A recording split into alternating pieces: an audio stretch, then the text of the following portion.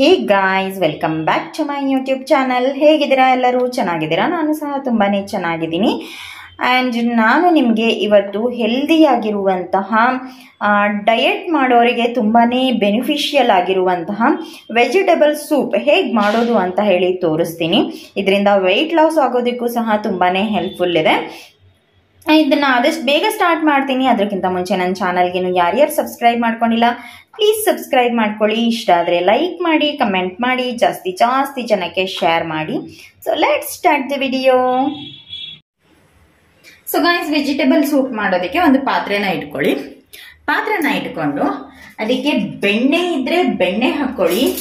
ಬೆಣ್ಣೆ ಇಲ್ಲ ಅಂತ ಹೇಳಿದ್ರೆ ತುಪ್ಪ ಹಾಕೊಳ್ಳಿ. ತುಪ್ಪನೂ ಇಲ್ಲ ಅಂತ ಹೇಳಿದ್ರೆ ನೀವು ಮಾಮೂಲಿ ಎಣ್ಣೆನ 1 ಚಮಚದಷ್ಟು ಹಾಕೊಳ್ಬೋದು. ನಾನಿಲ್ಲಿ ತುಪ್ಪನ ಆಡ್ ಮಾಡಿದ್ದೀನಿ.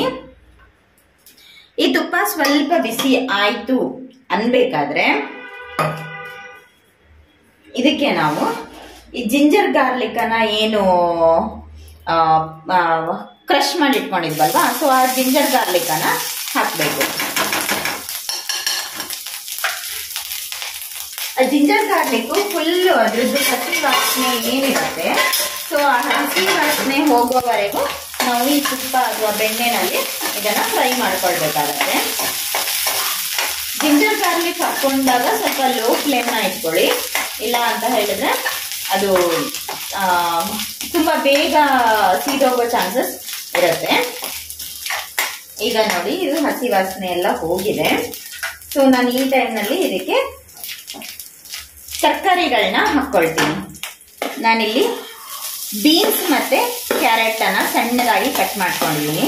ಸೊ ಈ ತರಕಾರಿನ ನಾನು ಇದಕ್ಕೆ ಆಡ್ ಮಾಡ್ಕೊತಾ ಇದ್ದೀನಿ. ತುಂಬಾ ಈಸಿಯಾಗಿ ಹೆಲ್ದಿಯಾಗಿ ನೀವು ಮನೆಯಲ್ಲೇ ವೆಜಿಟೇಬಲ್ ಸೂಪ್ನ ಮಾಡಿಕೊಂಡು ಕುಡಿಬೋದು. ತುಂಬಾ ಚೆನ್ನಾಗಿರುತ್ತೆ. ನೀವು ಸಹ ಟ್ರೈ ಮಾಡಿ. ಎಲ್ಲರೂ ಆರಾಮಾಗಿ ಮನೆಯಲ್ಲಿ ಮಾಡ್ಕೊಳ್ಬೋದು. ಈ ಟೈಮ್ನಲ್ಲಿ ನಾನು ಇದಕ್ಕೆ ರುಚಿಗೆ ತಕ್ಕಷ್ಟು ಉಪ್ಪನ್ನ ಆಡ್ ಮಾಡ್ಕೊತೀನಿ.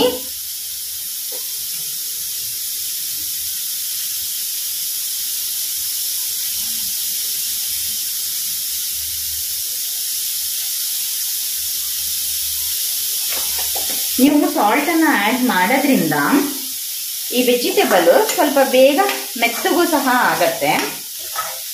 ನೀವು ಇದಕ್ಕೆ ಬಟಾಣಿ ಹಾಕ್ಕೊಳ್ಬೋದು, ಬ್ರಾಕೊಲಿ ಹಾಕ್ಕೊಳ್ಬೋದು, ಇಲ್ಲ ಅಂತ ಹೇಳಿದ್ರೆ ಇದಕ್ಕೆ ಕ್ಯಾಪ್ಸಿಕಮ್ ಹಾಕ್ಕೊಳ್ಬೋದು. ಆ್ಯಂಡ್ ನೆಕ್ಸ್ಟ್ ನನ್ನ ಚಾನೆಲ್ನಲ್ಲಿ ನಿಮಗೆ ಚಿಕನ್ ಮಂಚೋ ಸೂಪ್ ಹೇಗೆ ಮಾಡೋದು ಅಂತ ಹೇಳಿ ತೋರಿಸ್ತೀನಿ. ರೆಸ್ಟೋರೆಂಟಲ್ಲೆಲ್ಲ ಕುಡ್ದಿರ್ತೀವಲ್ವಾ, ಸೊ ಮಸ್ತಾಗಿರತ್ತೆ. ಸೊ ಅದು ಹೇಗೆ ಮಾಡೋದು ಅಂತ ಹೇಳಿ ನೆಕ್ಸ್ಟ್ ನನ್ನ ಚಾನಲ್ನಲ್ಲಿ ನಾನು ನಿಮಗೆ ತೋರಿಸ್ತೀನಿ. ಇದು ಕ್ಲೀನಾಗಿ ವಾಶ್ ಮಾಡಿ ಇಟ್ಕೊಂಡಿರುವಂತಹ ತರಕಾರಿ. ಇದು ಒಂದು ಸ್ವಲ್ಪ ಫ್ರೈ ಆಗಲಿ. ಸೊ ಅದಾದ್ಮೇಲೆ ನಾವು ಇದಕ್ಕೆ ನೀರನ್ನ ಹಾಕ್ಕೊಳ್ಬೇಕು.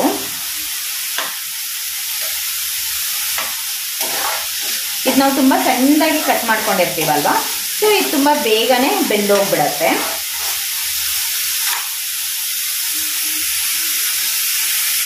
ಈಗ ಇದು ತರಕಾರಿ ಬೆಂದಿದೆ, ಅಂದ್ರೆ ಅರ್ಧಂಬರ್ಧ ಬೆಂದಿರತ್ತೆ. ಸೊ ನಾನು ಇದಕ್ಕೆ ಎಷ್ಟು ನೀರು ಬೇಕು ಅಂತ ನೋಡ್ಕೊಂಡು ಅಷ್ಟು ನೀರನ್ನ ಆಡ್ ಮಾಡ್ಕೊತೀನಿ. ನಾನು 1 ಬೌಲ್ನಷ್ಟು ನೀರನ್ನ ಹಾಕೊಂಡಿದ್ದೀನಿ. ಸೊ ನೋಡಿ, ನಿಮಗೆ ಕ್ವಾಂಟಿಟಿ ಎಷ್ಟು ಬೇಕು ಅನ್ನೋದ್ರ ಮೇಲೆ ಡಿಸೈಡ್ ಮಾಡಿ ಎಷ್ಟು ನೀರನ್ನ ಹಾಕೊಳ್ತೀರಾ ಅಂತ ಹೇಳ್ಬಿಟ್ಟು. ಸೊ ನಾನು ಇದಕ್ಕೆ 1 ಬೌಲ್, ಈ 1 ಬೌಲ್ನಲ್ಲಿ 1 ಬೌಲ್ ನೀರನ್ನ ಹಾಕೊಂಡಿದ್ದೀನಿ. ಸೊ ಇದಿವಾಗ ಚೆನ್ನಾಗಿ ಕುದಿಬೇಕು. ಆ್ಯಂಡ್ ತರಕಾರಿ ತುಂಬಾ ಸಾಫ್ಟ್ ಆಗಬೇಕು, ತುಂಬಾ ಚೆನ್ನಾಗಿ ಅದು ಬೇಯಬೇಕು. ಅಲ್ಲಿವರೆಗೂ ಇದನ್ನ ಲಿಡ್ ಕ್ಲೋಸ್ ಮಾಡಿಬಿಟ್ಟು ಬೇಯಿಸ್ಕೊಳ್ಳೋಣ.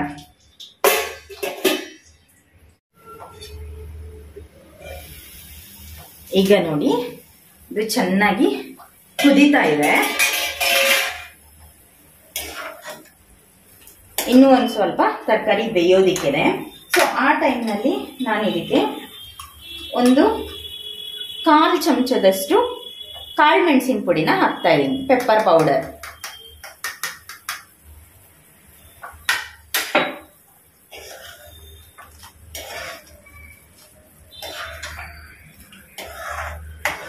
ಇನ್ನೂ ಸಹ ತರಕಾರಿ ಚೆನ್ನಾಗಿ ಬೇಯಬೇಕು.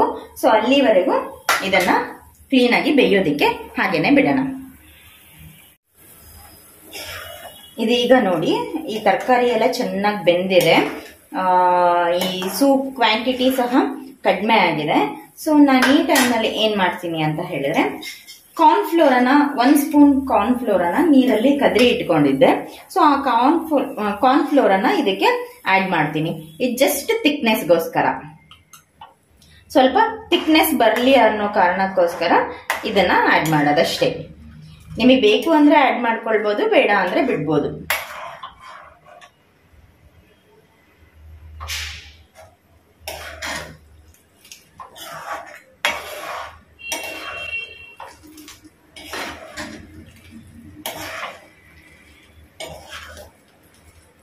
ಇದು ನೋಡಿ ಇವಾಗ ಸ್ವಲ್ಪ ಥಿಕ್ ಆಗ್ತಾ ಬಂದಿದೆ. ಸೊ ನಾನು ಈ ಟೈಮ್ನಲ್ಲಿ ನಿಂಬೆ ಹಣ್ಣಿನ ರಸನ ಹಾಕ್ಕೊತಾ ಇದ್ದೀನಿ. ನೀವು ಬೇಕಿದ್ರೆ ವಿನೆಗರ್ನು ಸಹ ಇದಕ್ಕೆ ಹಾಕ್ಕೊಳ್ಬೋದು, ತುಂಬಾ ಚೆನ್ನಾಗಿರತ್ತೆ. ಒಂದು ಅರ್ಧ ನಿಂಬೆ ಹಣ್ಣಿನ ರಸನ ನಾನು ಇದಕ್ಕೆ ಆಡ್ ಮಾಡ್ಕೊಂಡಿದ್ದೀನಿ. ಇಷ್ಟೇ, ಆಫ್ ಮಾಡಿ ಬಿಡೋಣ. ನೋಡಿ ಗೈಸ್, ರುಚಿಕರವಾದಂತಹ ಹೆಲ್ದಿಯಾಗಿರುವಂತಹ ವೆಜಿಟೇಬಲ್ ಸೂಪ್ ಹೇಗೆ ಮಾಡೋದು ಅಂತ ಹೇಳಿ ಗೊತ್ತಾಯ್ತಲ್ವಾ? ಸೊ ನೀವು ಸಹ ಮಾಡ್ಕೊಳ್ಳಿ. ಇದು ಡಯಟ್ ಮಾಡೋರ್ಗಂತೂ ಅಮೇಝಿಂಗ್ ಅಂತಲೇ ಹೇಳ್ಬೋದು. ಆ್ಯಂಡ್ ಚಿಕ್ಕ ಮಕ್ಕಳಿಗೆ ಈ ಥರ ಮಾಡಿ ಕೊಡ್ಬೋದು, ಅವರಿಗೂ ಸಹ ಹೆಲ್ತಿಗೆ ತುಂಬಾ ಒಳ್ಳೆಯದು. ನಾವು ಇದರಲ್ಲಿ ಬೆಣ್ಣೆ ಮತ್ತು ತುಪ್ಪ ಬಳಸೋದ್ರಿಂದ ಇದರಿಂದ ನಮ್ಮದು ಫ್ಯಾಟ್, ಕೊಲೆಸ್ಟ್ರಾಲು ಅಂತೆಲ್ಲ ಯೋಚನೆ ಮಾಡಬೇಕಾಗಿರೋ ಅವಶ್ಯಕತೆ ಇಲ್ಲ. ತುಂಬ ಚೆನ್ನಾಗಿರುತ್ತೆ. ಎಲ್ಲರೂ ಸಹ ಇದನ್ನು ಮಾಡಿಕೊಂಡು ಕುಡಿಬೋದು. ತುಂಬ ನ್ಯೂಟ್ರಿಷನಲ್ ಬೆನಿಫಿಟ್ಸ್ ಇರುತ್ತೆ ಇದರಿಂದ. ಐ ಹೋಪ್ ನನ್ನ ಈ ಒಂದು ವಿಡಿಯೋ ನಿಮಗೆ ಇಷ್ಟ ಆಯಿತು ಅಂತ ಅಂದ್ಕೊಂಡಿದ್ದೀನಿ. Thank you for watching. Lots of love. Bye.